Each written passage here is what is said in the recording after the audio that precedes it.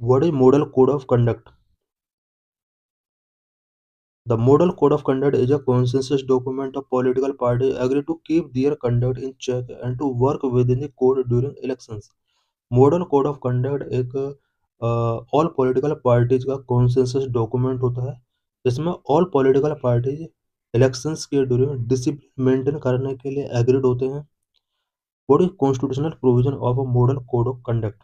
It has been provisioned under Article 324 of Constitution, which give the power to Election Commission to supervise and conduct free and fair elections to the Parliament and state legislature.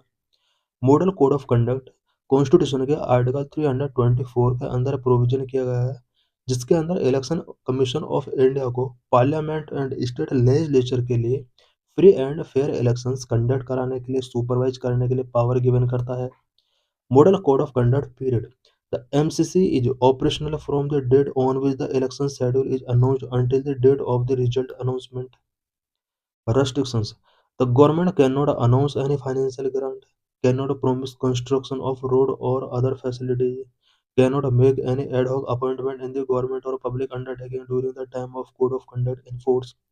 Model code of conduct जिस time पर announce किया जाता है उस time के during government कोई भी financial grant announce नहीं कर सकती. किसी भी रोड के कंस्ट्रक्शन से रिलेटेड प्रॉमिस नहीं किया जा सकता. अदर फैसिलिटी प्रोवाइड करने के लिए प्रॉमिस नहीं किया सकता है. गवर्नमेंट और पब्लिक अंडरटेकिंग में एड हॉक अपॉइंटमेंट नहीं किए सकते. Evolution of model code of conduct. Kerala was the first state to adopt a code of conduct for elections.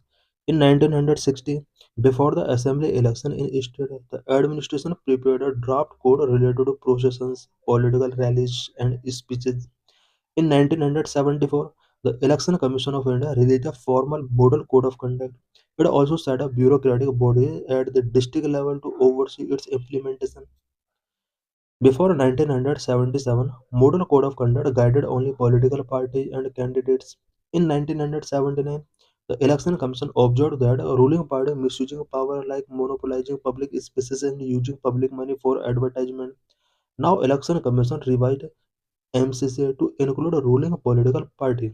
The revised MCC had 7 parts, with one for the ruling party's behavior after the election announcement. Part 1. General good behavior for candidates and parties. Part 2nd and 3rd. Rule for public meeting and processions. Part 4th and 5th.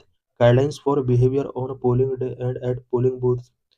The MCC has been revised on several occasions since 1979, with the last time being in the year 2014.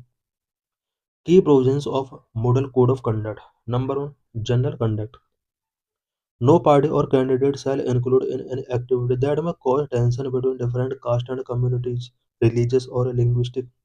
Section 123(3) of Representation of People Act 1951 disallow the usage of religion, race, caste, community, or language to promote enmity and hatred among the people. Number of meeting and processions. Parties must inform the local police authorities of the venue and time of any meeting to make adequate security arrangement. If two or more candidates of different political parties plan processions along the same route, the political parties must contact in advance to ensure that the procession do not clash. Carrying and burning effigies of other political parties is not allowed. Number 3. Polling day.